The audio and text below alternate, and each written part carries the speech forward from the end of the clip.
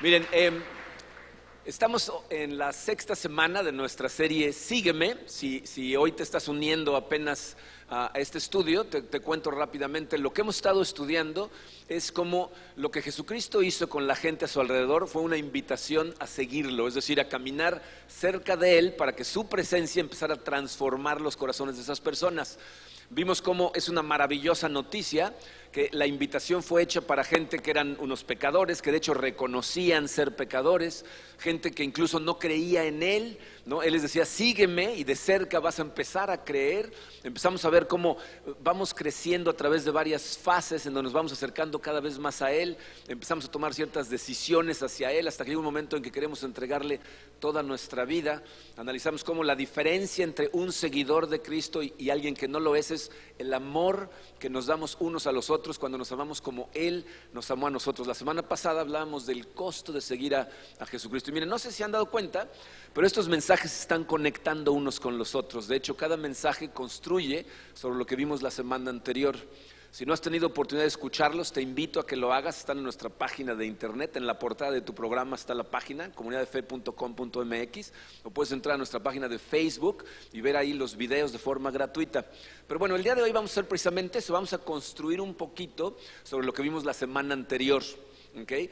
Vamos a analizar algunas cosas que nos van a llevar a una conclusión del tipo de oración que una persona que verdaderamente quiere ser un seguidor de Cristo y quiere entregarse totalmente a Cristo necesita hacer constantemente.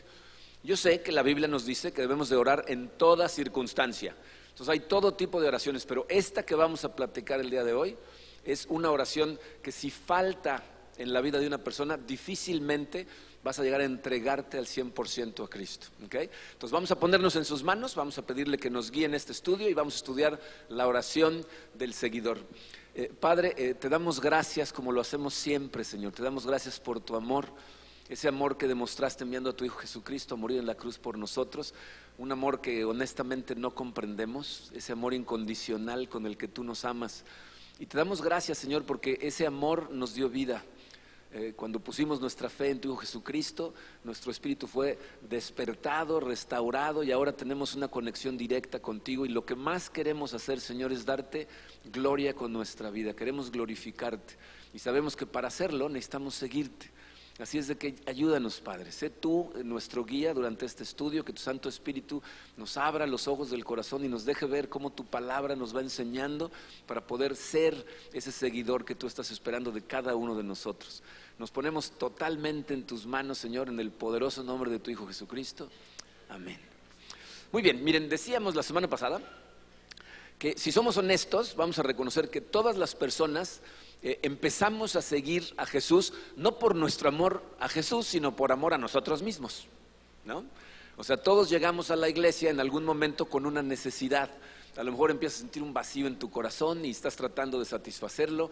A lo mejor tienes un problema en tu matrimonio y quieres restaurar ese matrimonio. A lo mejor alguien en tu familia se enferma, o a lo mejor tienes un problema económico, ¿no? Venimos todos con necesidades nuestras que queremos que sean satisfechas. Eso significa que todos empezamos como consumidores y no como seguidores.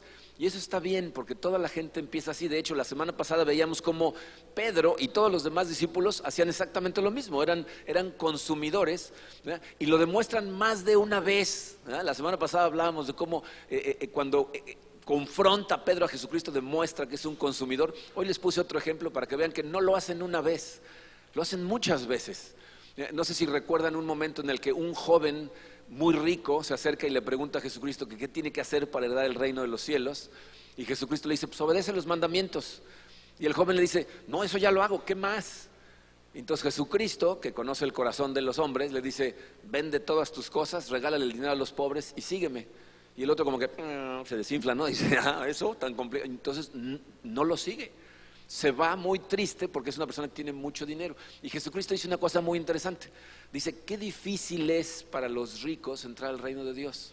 De hecho, es mucho más fácil para un camello pasar a través del ojo de una aguja que para un rico entrar al reino de los cielos. Entonces los discípulos que lo están escuchando dicen, uy, entonces ¿quién podrá salvarse? ¿No? O sea, toda la gente lo ve de forma negativa.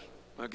Pero Pedro, que lo está escuchando, lo ve de forma positiva, pero no como debería de verlo, sino como conveniencia para él, porque fíjense lo que le dice Mateo 19:27, dice, entonces Pedro le dijo, nosotros hemos dejado todo para seguirte, ¿qué recibiremos a cambio?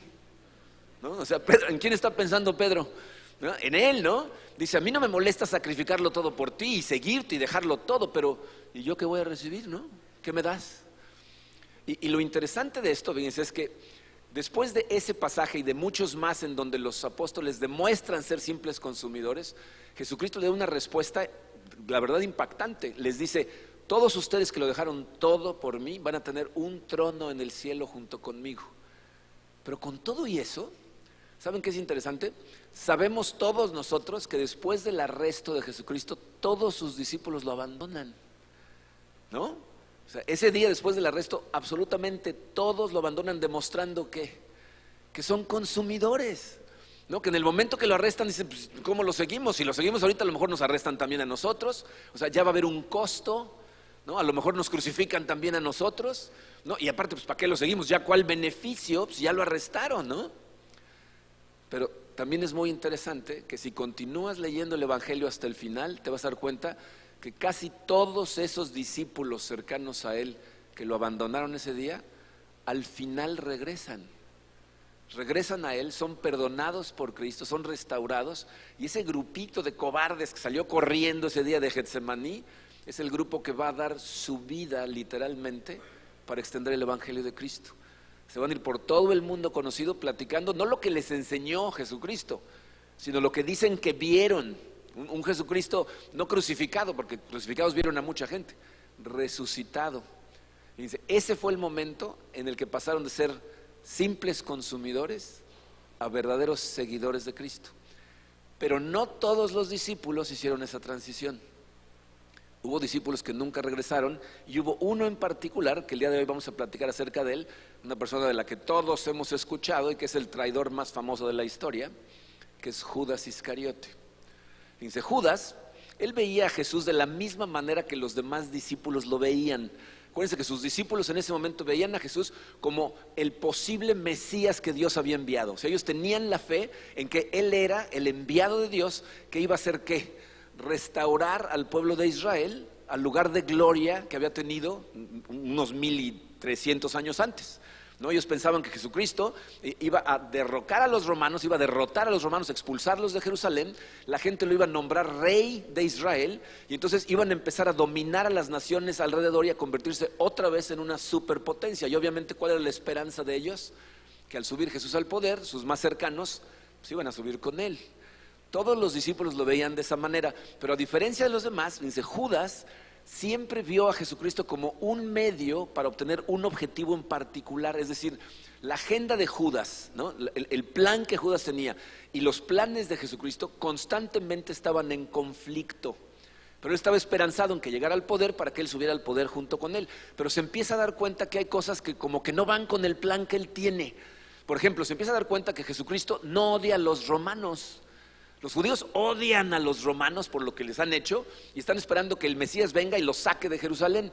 Pero Jesucristo no los odia, al revés, ¿no? Cuando le preguntan, ¿qué? ¿Seguimos pagando impuestos? Dice, pues al César lo que es del César, ¿no? A Dios lo que es de Dios y al César lo del César, ¿no? Les dice, ama a tus enemigos, ora por los gobernantes.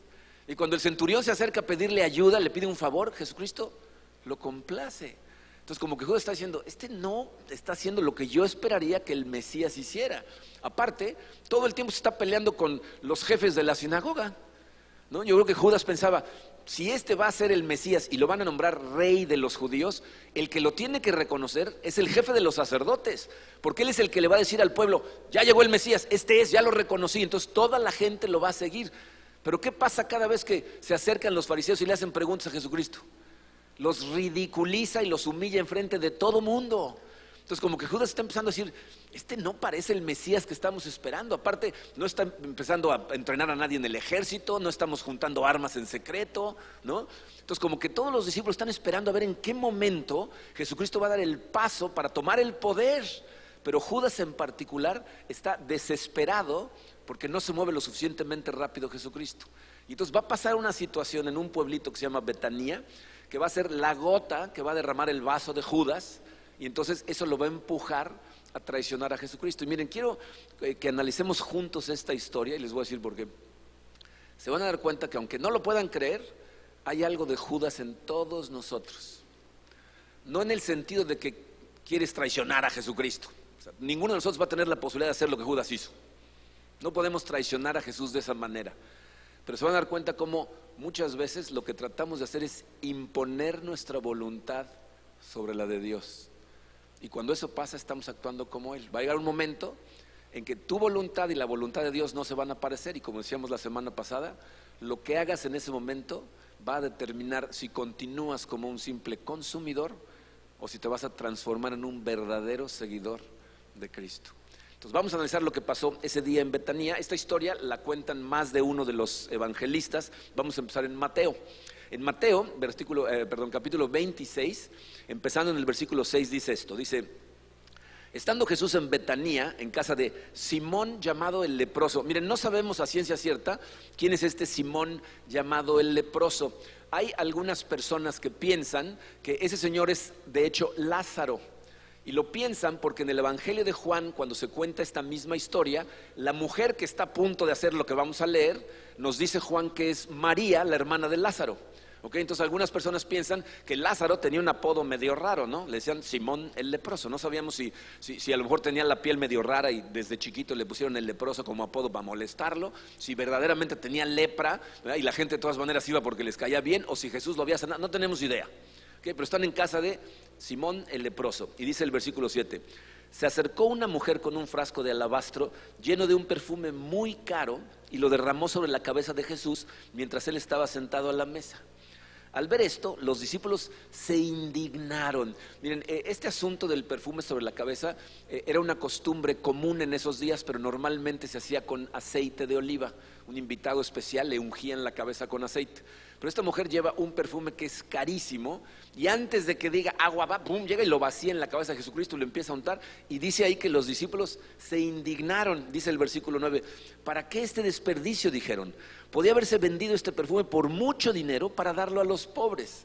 Miren, dense cuenta de lo que pasa en esas escenas. Traten de ver la narrativa de lo que está sucediendo. Si en verdad están en casa de María, ¿se dan cuenta de lo incómodo de la situación que acaban de crear los discípulos?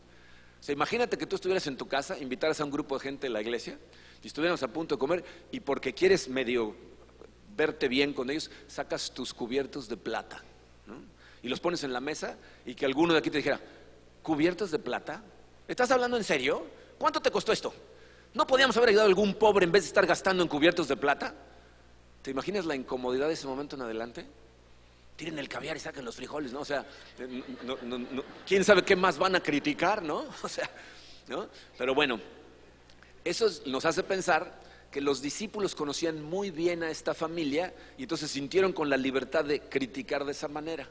Ahora, acuérdense que Mateo escribe de forma muy resumida. Si nos vamos a ver lo que dice Juan también estaba presente en este hecho, y él nos da un dato que Mateo dejó fuera. Fíjense lo que dice en Juan capítulo 12, versículo 4, dice: Judas Iscariote, que era uno de sus discípulos y que más tarde lo traicionaría, objetó: ¿por qué no se vendió este perfume que vale muchísimo dinero para dárselo a los pobres? O sea, en realidad no fueron todos los discípulos al mismo tiempo que objetaron. El que empezó el desorden fue Judas, ¿no? Seguramente Judas vio el desperdicio y dice: Santiago, ¿ya viste lo que hicieron? ¿Oliste el perfume? Ese perfume es carísimo, ¿cuánto crees que cueste? La Biblia nos dice que ese perfume costaba más o menos el salario de un año de una persona. No, sí es carísimo. A ver, Bartolomé, ¿tú qué opinas? Y empezó a decirle a todos hasta que todos estaban indignados. Pero Juan no nada más nos dice qué hizo Judas, sino también nos dice por qué. En el versículo 6 dice: dijo esto no porque se interesara por los pobres, sino porque era un ladrón, y como tenía a su cargo la bolsa del dinero, acostumbraba a robarse lo que echaban en ella, ¿no? O sea, cuando el grupo de Jesucristo empieza a viajar de pueblo en pueblo, pues obviamente juntaron todo el dinero en una bolsa y dijeron: a ver quién lo administra. Y Judas, que era un tranza, dijo: yo lo administro, ¿no? Entonces seguro dijeron: pues no se lo vamos a dar a Mateo, ¿no? Este recolector de entonces mejor Judas, ¿no? Y Judas lo que hacía, ¿no?, es empezaba a robarse la mitad del dinero. Entonces, ¿por qué está enojado Judas? Judas está furioso porque él lo que quería era vender el perfume y robarse por lo menos la mitad del dinero. Entonces quiero que se den cuenta de una cosa que es muy importante. Judas no es más que un hipócrita, ¿verdad?, que está ahí por su beneficio personal. Pero se dan cuenta que es uno de los 12 seguidores más cercanos de Jesús. Esa es una lección para todos nosotros. La gente muchas veces piensa que porque una persona se dice cristiano, entonces debe de ser una buena persona. Pero la Biblia nos dice que hay lobos disfrazados de ovejas en los rebaños. Entonces tú no puedes conocer a una persona a menos que pases tiempo con ella y llegues a conocerla. De repente la gente se acerca y me dice, es que esta persona que está en tu iglesia me engañó y me defraudó y me hizo esto. Pues sí, no sabemos quién es quién hasta que los conocemos profundamente. Y esta es la lección que vemos aquí con Judas. Pero bueno, fíjense, el plan de Judas es para él tan importante que ha estado decidido a seguir a Jesucristo simplemente para usarlo. Pero, fíjense, el problema con estas cosas que suceden cuando la gente empieza a cuchichear en presencia de Jesucristo es que Jesús conoce el corazón de los hombres. Era un peligro ponerte a secretearte enfrente de Jesucristo o incluso pensar cosas, ¿no? ¿Cuántas veces hemos visto a Jesucristo en la Biblia, en el Nuevo Testamento, que de repente alguien cuestiona a Jesucristo pero en su mente, ¿y este por qué pensará que puede hacer esto? Y Jesucristo dice, te voy a decir por qué pienso que puedo hacer esto, ¿no? Y sorprendiendo a todo el mundo, ¿no? Bueno, eso es exactamente lo que va a pasar aquí. Fíjense, en Mateo 26, versículo 10 dice, consciente de ello, Jesús les dijo, ¿por qué molestan a esta mujer? Ella ha hecho una obra hermosa conmigo. A los pobres siempre los tendrán con ustedes, pero a mí no me van a tener siempre. Al derramar ella este perfume sobre mi cuerpo, lo hizo a fin de prepararme para la sepultura, la forma en que prepara a la gente para la sepultura, ¿no? Que seguramente cuando dijo esto, Pedro empezó a decir, otra vez ahí va a hablar de su muerte, ¿no? El versículo 13 dice, les aseguro que en cualquier parte del mundo donde se predique este evangelio, se contará también en memoria de esta mujer lo que ella hizo. ¿Saben qué es interesante de eso que acabamos de leer? ¿Se dan cuenta que todos nosotros acabamos de ser parte del cumplimiento de esa profecía? El lenguaje original no dice cuando esto se cuenta en cualquier parte, dice cuando este evangelio se predique en todo el mundo, se va a hablar de esta mujer. Y eso es exactamente lo que acabamos de hacer nosotros. Y ahora pónganse a pensar, ¿cómo sabía Jesucristo esto? ¿Cómo sabía que se iba a predicar en todo el mundo? Ahí Pedro le podía haber dicho, Jesús, en todo el mundo. Si tu ministerio es caminando, no has llegado más que a 35 kilómetros de aquí, ¿cómo lo vas a ver todo el mundo? Y sin embargo, aquí estamos al otro lado del mundo, estudiando su evangelio y hablando de esta mujer. ¿Ok? Pero bueno, miren, quiero que se den cuenta lo que pasa justo después. O sea, Jesucristo acaba de decirles que se va a contar por todo el mundo en memoria de esta mujer. Y lo que sigue, de hecho el versículo 14 empieza con la palabra entonces. O sea, como resultado de lo anterior, dice, entonces Judas Iscariote, que era uno de los 12, fue a ver a los principales sacerdotes y les dijo, ¿cuánto me darán si yo les entrego a Jesús? O sea, lo que acaba de suceder ahí es que Judas ya se cansó. O sea, Judas está viendo que Jesucristo no se mueve rápido, que no odia a los romanos, que no los está preparando para tomar el poder y seguramente lo que le cruzó por la cabeza es voy a tener que hacer algo al respecto, le voy a tener que dar una ayudadita porque este no entiende lo que tenemos que hacer. Entonces va con los sacerdotes, con los jefes de los sacerdotes y lo que les dice es, miren, ustedes tienen un problema y yo sé cómo resolverlo. Su problema no es cómo encontrar a Jesús, eso es muy fácil, busquen la muchedumbre más grande mañana en la mañana y ahí va a estar Jesucristo. Su problema es cómo lo encuentro cuando esté solo o casi solo, porque no lo van a poder arrestar en medio de la multitud. Imagínense, Jesucristo está alimentando a 5,000 personas o sanando enfermos y van a llegar los de la guardia, con permiso, con permiso, con permiso, con permiso, está usted arrestado, vámonos, con permiso, con permiso, o sea, la muchedumbre los apachurraría, ¿no? Entonces lo que les está diciendo es, yo soy uno de los 12 más cercanos, lo conozco, voy a estar al pendiente. Díganme, ¿cuánto me dan si los llevo a él cuando esté prácticamente solo? Continúa el versículo, y ellos le asignaron 30 piezas de plata. El versículo 16 es uno de los versículos más absurdos de toda la Biblia. Dice, desde entonces Judas buscaba el mejor momento de entregar a Jesús. O sea, ¿será que de verdad a Judas se le olvidó todo lo que había visto hacer a Jesús? O sea, ¿creería en serio que él podía entregar a Jesús en contra de su voluntad? No lo había visto hacer todos los milagros que hacía, el control que tenía sobre el universo, y piensa que lo va a poder entregar.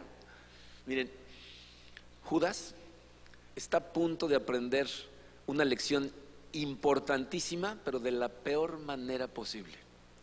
Y mi oración es que cada uno de los que estamos aquí sentados podamos aprender esta misma lección, pero en la cabeza de Judas. Es decir, que no tengas que atravesar tú por el dolor que él va a tener que atravesar para aprender esta lección. Por miles de años la gente se ha preguntado, ¿por qué haría Judas una cosa así? ¿Por qué traicionaría a Jesucristo después de estarlo siguiendo por tantos años? La verdad es que no podemos saber a ciencia cierta cuál es la razón que tenía en su corazón para hacerlo. Pero yo creo que hay suficiente evidencia por lo que pasa antes de su traición y por lo que pasa justo después para sugerir algo más que simple ambición. Fíjense, nosotros sabemos que él seguía a Jesucristo con la esperanza de que fuera el Mesías, no porque tuviera mucho interés en que Israel estuviera bien otra vez o en la gente, sino por su beneficio personal. Pero miren, simple ambición lo hubiera dejado con sus 30 monedas. Muchos escolares bíblicos, y yo estoy totalmente de acuerdo con ellos, creen que Judas simplemente estaba tratando de acelerar el proceso de que Jesucristo se revelara como el Mesías, convenciera a los líderes religiosos del momento de que él era el Mesías, tomara el poder y todos ellos subieran al poder. El problema para Judas es que no iba lo suficientemente rápido. Entonces él pensó, claro, en las muchedumbres no lo pueden arrestar, pero a lo mejor si llevo yo a estos líderes religiosos y lo agarramos por sorpresa, entonces lo van a poder arrestar, y cuando él se vea involucrado en ese ambiente hiperreligioso y totalmente legalista de los fariseos, van a empezar a tratar de castigarlo. Él no va a permitir que le hagan daño y entonces se va a rebelar. O sea, Judas no tenía ninguna evidencia de que Jesucristo iba a permitir que alguien le hiciera daño. Cada vez que trataban de atraparlo, simplemente se escabullía. Entonces le decía, si puedo lograr que verdaderamente lo arresten, entonces cuando traten de hacerle algo se va a revelar ante ellos, ellos lo van a ver en acción verdaderamente, van a creer en él y entonces le van a decir al pueblo que es el Mesías. Y entonces por eso, en la cena de Pascua, escucha que Jesucristo le dice a sus discípulos que van a ir a orar al huerto de Getsemaní, ellos solos, y entonces Judas ve su oportunidad. En ese momento sale corriendo, se va a ver a los jefes de los sacerdotes y seguramente les dijo, a ver, ármense, tráiganse a los guardias, traigan una muchedumbre, por favor traigan antorchas, porque va a estar muy oscuro y necesitamos arrestar a Jesucristo. Al que yo le dé un beso, a ese agarran, porque si se equivocan, si arrestan sin querer a la persona equivocada, no vamos a tener otra oportunidad. O sea, ellos van a saber que yo los traje y no me van a dejar acercarme nunca más. Así es de que abran los ojos, prendan las antorchas, vénganse con un montón de gente y vamos a arrestarlo. Y eso es exactamente lo que sucede. Llega una muchedumbre, arrestan a Jesucristo, todos sus discípulos salen huyendo, incluyendo a Judas. Es llevado a la casa del sacerdote principal, en donde se pasan la noche golpeándolo, interrogándolo, y él jamás abre la boca. Y Mateo nos va a contar lo que sucede al otro día en la mañana, en el capítulo 27. Dice, muy temprano por la mañana, los principales sacerdotes y los ancianos del pueblo se juntaron nuevamente para tramar de qué manera ejecutar a Jesús. Fíjense, ahí no están diciendo de qué manera lo vamos a juzgar, cómo probamos su culpabilidad. A estos les daba igual. Lo que querían era matarlo. ¿Qué tal un juicio? No, ya lo juzgamos hace mucho tiempo. Lo que necesitamos es encontrar una forma de matarlo. Y miren, aquí en lo que va a suceder a continuación es donde el plan de Judas se desmorona por completo. El versículo 2 dice, luego lo ataron, se lo llevaron y lo entregaron a Pilato, el gobernador de Roma. En ese momento Judas entra en pánico. Dice, no, ese no es el plan. Eso no es lo que se supone que tiene que suceder. Ustedes lo tienen que juzgar ustedes de acuerdo a las leyes judías. Castíguenlo, regáñenlo, denle de palos, denle cachetadas, que es lo que hacían los judíos. Porque fíjense, Judas sabe que el pueblo judío no tiene autoridad para matar a nadie. Entonces está esperando que ellos lo castiguen de acuerdo a las leyes judías, que Jesucristo pierda la paciencia, se rebele ante ellos y suba al poder.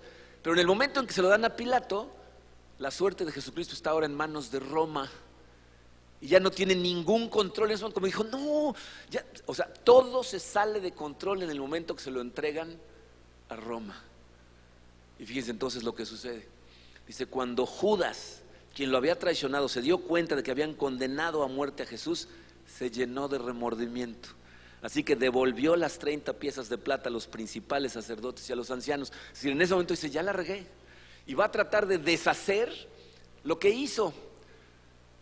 Pero la realidad, y es algo que tú y yo sabemos, hay decisiones que una vez que tomas, ya no las puedes destomar. Una vez tomada la acción, lo único que puedes esperar son consecuencias. Y eso es lo que pasa exactamente con Judas, que trata de retractarse, pero ya no va a poder. Y entonces confiesa. En el versículo 4 dice, he pecado, declaró, porque traicioné a un hombre inocente. En otras palabras, Judas sabe que Jesús es inocente, lo sabe perfectamente. O sea, en su cabeza sabía, ¿no? Lo estaba tratando de empujar simplemente, pero sabe que la acaba de regar. Y aunque confiesa, ya no puede ir para atrás. Fíjense lo que le contestan. ¿Qué nos importa? Contestaron, ese es tu problema. Judas, tú tomaste esta decisión, ahora son tus consecuencias, a nosotros nos da igual. Ahora vive con la decisión que tomaste. ¿Verdad? Tomas ese tipo de acciones, puedes ser perdonado, pero las consecuencias de tus acciones ahí van a estar. Entonces, ¿qué hace Judas? Versículo 5 dice, entonces Judas arrojó el dinero en el santuario y salió de ahí. Luego fue y se ahorcó. Hay decisiones que cuando las tomas se convierten en una carga pesada para tu corazón. Esta evidentemente fue una demasiado pesada para el corazón de Judas, que no pudo con ella y fue y se suicidó. Miren, si quieren leer más adelante, cuando lleguen en la tarde a su casa, abran su Biblia y lean los siguientes 3 versículos y van a ver el colmo de la hipocresía de los jefes de los sacerdotes. Porque lo que va a decir ahí es que Judas les devuelve el dinero y ellos no lo van a regresar a las urnas del templo. Dicen, no lo podemos regresar porque eso sería romper la ley. Acaban de romper todas las leyes posibles para poder matar a Jesucristo. ¿Verdad? Mintieron, presentaron a testigos que estaban diciendo mentiras, lo juzgaron de noche. Todas esas eran leyes contrarias al pueblo judío. Pero el dinero sí no lo vamos a poder regresar porque es contra la ley. Entonces lo que hacen con ese dinero, que esto es interesante, compran un terreno y lo van a utilizar para enterrar a cualquier forastero que muera en Jerusalén. Y la Biblia nos dice en el versículo 8 que ese terreno hasta el día de hoy se conoce como campo de sangre.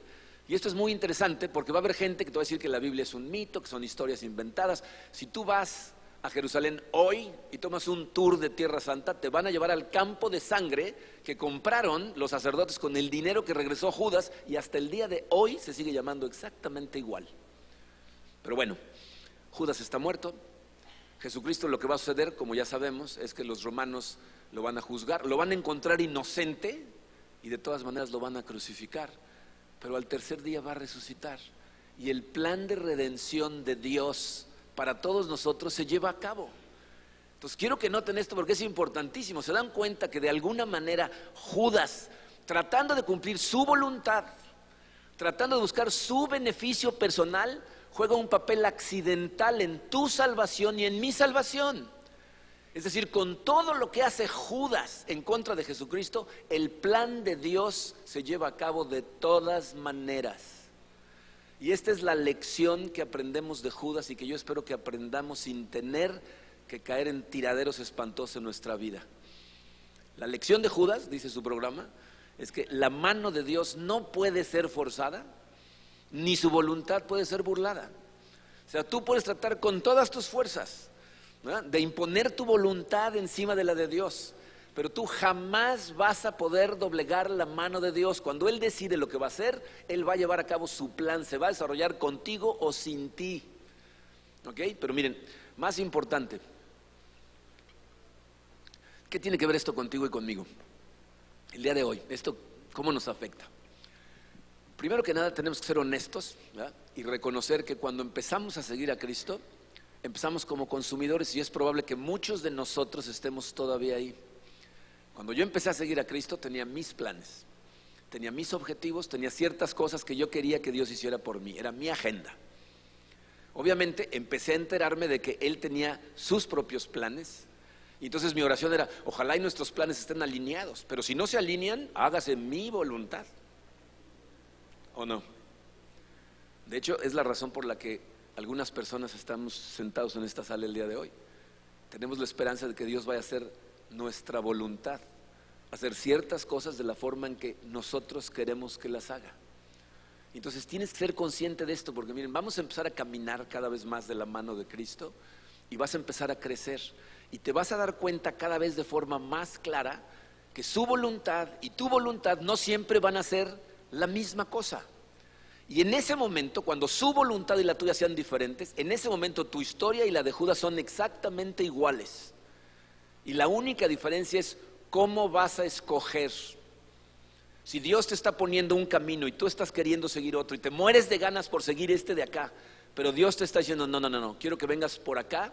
En el momento de decisión tú vas a decidir si vas a caminar como Judas o vas a caminar como un seguidor de Cristo. En ese momento, acuérdense lo que veíamos la semana pasada, ¿no? Te vas a encontrar con una decisión moral imperativa. Es decir, de pronto en tu corazón vas a saber, o sea, vas a tener una decisión que tomar en donde hay dos opciones o más de dos opciones, y Dios te va a estar diciendo en tu corazón, tú sabes lo que está bien, tú sabes lo que es correcto, no tomes este camino. Y miren, por fuera va a haber un montón de presión. Va a haber gente que te va a decir, ay, ándale por acá, vamos todos, no pasa nada, mira, todos vamos por este camino y vamos bien, ¿no? Y por dentro vas a empezar a tratar de justificar el tomar el camino equivocado. Te vas a decir, pues sí, mira, todo el mundo está caminando por allá y mira qué felices se ven, y aparte es lo que yo siempre he querido. Pero por dentro en tu corazón el Espíritu Santo va a empezar a hablarte y te va a decir, tú sabes que no es por ahí, tú sabes que eso no es lo correcto. Y miren, obviamente estas decisiones empiezan pequeñas y luego empiezan a crecer y a crecer y a crecer, y un día va a llegar una decisión en donde se va a sentir como morirte a algo, Cuando tengas que tomar el camino de Dios, vas a sentir que tienes que dejar ir la oportunidad de tu vida, la persona de tus sueños, o la casa o el trabajo de tus sueños. Va a significar quedarte en lugar de ir, o ir en lugar de quedarte. O sea, es algo que Dios te va a poner en el corazón y vas a sentir que te mueres. Te voy a decir por qué. Porque vas a tener una confusión, vas a pensar que eso es algo central a la persona que tú crees que eres.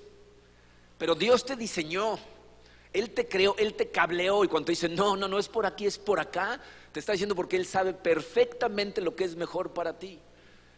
Y en ese momento tienes que tomar el camino correcto, porque acuérdense, son momentos de definición. Te van a transformar. Y te voy a decir cómo te transforman. En estos momentos yo les llamo momentos de caída libre. Es decir, es un momento en donde Dios te dice, suéltate, deja ir eso que te estoy diciendo que dejes ir. Y nos da pánico, Yo me acuerdo cuando jugaba con columpios cuando era chiquito, cuando llegaba hasta arriba me soltaba, pero como un milisegundo, y me volví a agarrar, ¿no? ¿Jugaron así? ¿No? Un día me solté por más tiempo, bueno, luego les platico lo que pasó, pero eso es lo que hacemos cuando Dios nos dice, suéltate. La gente hace esto y se vuelve a agarrar. Un momento de caída libre te transforma cuando Dios te dice, suéltate, y te sueltas y le das tiempo suficiente para ir en caída libre y que te cache. En el momento en que te detiene, en ese momento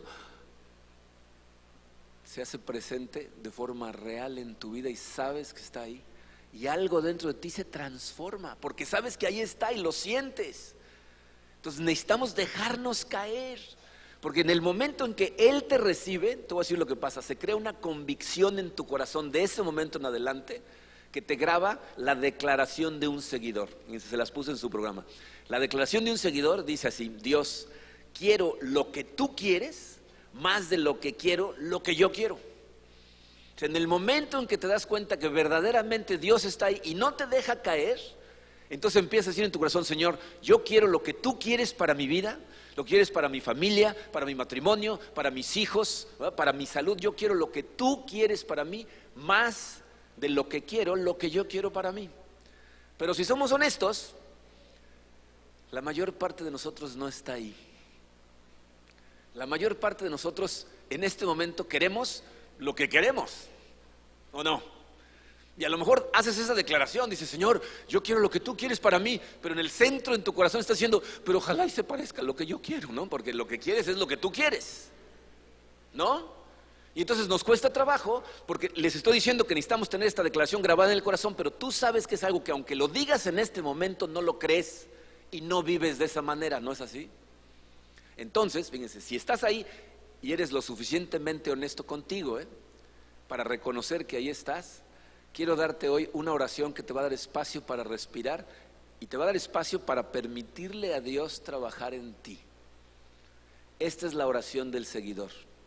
Le vas a decir: Dios, quiero querer lo que tú quieres más de lo que quiero lo que yo quiero. Esta es una oración honesta, en donde vas a ir a Dios y le vas a decir: Señor, yo sé que en este momento no quiero más lo que tú quieres para mí que lo que yo quiero para mí. Preferiría que se hicieran las cosas a mi manera, pero quisiera quererlo. Quisiera que de verdad en mi corazón yo aprendiera a querer estas cosas. Entonces, por favor, transforma mi corazón. Miren, esto que les estoy diciendo es importantísimo, porque son los momentos de definición. Esta es una oración que a lo mejor ni te has dado cuenta, pero ya la haces a veces. Miren, aquí en la iglesia tenemos casos de verdad impresionantes de gente que ha tomado decisiones de fe, que nos admiran a todos cuando vemos sus testimonios, ¿no? Gente que han restaurado sus matrimonios cuando uno de los dos han hecho una barbaridad y pensamos: yo no podría hacer eso, no podría perdonar a alguien así. Y vemos a gente que ha perdonado, han restaurado y su matrimonio hoy es muy próspero. Vemos a gente que ha dejado carreras, gente que lo ha dejado todo por irse al otro lado del mundo a predicar el evangelio. Y te aseguro que cuando vemos esas cosas, muchos de nosotros lo que pensamos es: yo no podría hacer eso, yo no podría tomar una decisión como esa. Pero en tu corazón, fíjate, lo que piensas es: ojalá pudiera, ojalá tuviera el valor de tomar una decisión como esa. En otras palabras, lo que estás diciendo es: ojalá quisiera lo que Dios quiere para mí más de lo que yo quiero para mí. Entonces, esa oración honesta, Dios la honra, Entonces, fíjate, eso es lo que va a pasar. Piensen que esas personas que tomaron esas decisiones, esa decisión no fue su primera decisión de seguir a Dios. Normalmente empezaron con decisiones más pequeñas, ¿no? Que fueron creciendo y creciendo y creciendo hasta que llegaron a una enorme. Entonces tú vas a enfrentar en breve una decisión en donde Dios te va a dar dirección. Una decisión que a primera vista lo primero que vas a pensar es: no, ese costo está demasiado alto, en este momento todavía no puedo, Señor, por favor, perdóname, pero no puedo seguir eso, mejor voy a tomar la mía y si ya fracasa, regreso, ¿no? Ya me ayudas a arreglar el tiradero. Antes de hacer eso, antes de tomar esa decisión, te sugiero que te detengas a hacer una versión de esta oración, que te detengas y le digas: Señor, sé que me estás hablando y tristemente en mi corazón no quiero hacer lo que tú quieres que haga, pero con todo el corazón quisiera quererlo. Te voy a pedir, Señor, que trabajes en este momento en mi corazón y te voy a dar tiempo. No voy a tomar ninguna decisión, te voy a dar tiempo para trabajar, para que me ayudes a querer lo que tú quieres para mí. Y dale tiempo. Sé paciente. Y miren, les voy a decir qué es lo que me empuja a mí a darme cuenta que lo que tengo que hacer es hacer esa oración y abrir la mano para que Dios tome la agenda que tengo para mí. Sean conscientes de esto. Jesús no detuvo a Judas de hacer lo que tenía la intención de hacer. Judas tampoco detuvo a Jesús de hacer lo que tenía la intención de hacer. Pero esto a mí me dice que si yo me aferro a seguir mi propio camino, Dios no me va a detener de hacer lo que tengo la intención de hacer y puedo crear espantosos tiraderos para mí, para mi familia, para mis hijos, para la iglesia, si yo no empiezo a pedirle a Dios: cambia mi corazón, cambia mi corazón, cambia mi corazón. Entonces, si no te acercas a Él en oración, no le vas a dar tiempo de actuar en tu corazón. Y es una maravilla que Dios vaya a seguir su plan sin importar qué opinemos, porque eso significa que Él es Dios y tú no, que es un Dios que va a llevar a cabo su plan con o sin nosotros, pero es un plan que tiene contigo incluido porque te ama con todo el corazón. Y lo que te está diciendo cuando te invita a seguir su camino es: quiero que seas parte de mi plan. Tengo algo enorme y grandioso para ti que quiero que sigas por este camino que es mucho mayor que el mini plan que tú tienes para tu vida, pensando que eso te va a hacer pleno. Confía en mí y camina por este lado. Un día vamos a estar en la presencia del Señor. Mi esperanza es que en el momento que te llame a seguirlo, lo sigas, porque ese día, cuando estés en la presencia de Dios, vas a voltear en retrospectiva tu pasado Y vas a poder ver ese día y vas a decir, ese fue el momento en que Dios me llamó y lo empecé a seguir. Y te vas a decir a ti mismo, y pensar que estuve a punto de decirle que no. Te aseguro que ese día le vas a dar gracias a Dios por haberte dado la fortaleza de empezar a seguirlo a Él, porque ahí vas a estar en su presencia. Entonces, si Dios va a hacer su voluntad de cualquier manera, la siguiente vez que te invite a seguirlo, por tu propio bien, detente, ponte en sus manos y síguelo. Va a ser toda la diferencia para tu eternidad. Vamos a orar. Padre, te damos gracias, Señor, por tu palabra, por la cantidad de cosas maravillosas que aprendemos cuando la estudiamos. Y te damos gracias, Señor, porque tienes un plan para nosotros. La realidad es que nos cuesta tanto trabajo cuando estamos tan distraídos por las cosas que brillan y nos distraen en este mundo, Señor, que realmente es una batalla interna poder seguir tu plan para nosotros. Y por eso, Padre, te pido, Señor, que nos des la sabiduría y la paciencia para empezar a orar. Sé que muchos no tenemos en este momento la fuerza de tomar acción para ir en tu dirección, pero sí tenemos la fuerza para orar. Entonces, danos, Señor, la capacidad de apretar el botón de pausa antes de decidir cualquier cosa y pedirte, Padre, que empieces a trabajar en nosotros, que transformes nuestro corazón. Señor, te pido que utilices el método que sea necesario para ayudarnos a todos los que estamos escuchando estas palabras a oírte claramente y a tener la confianza de seguirte, para que podamos sentir tu presencia, sentir que eres real en nuestra vida y de ahí en adelante seguirte cada vez con más fuerza, Padre. Queremos glorificarte con nuestra vida, Señor. Danos la fortaleza de seguirte en todo momento. Te lo pedimos en el poderoso nombre de tu Hijo Jesucristo. Amén.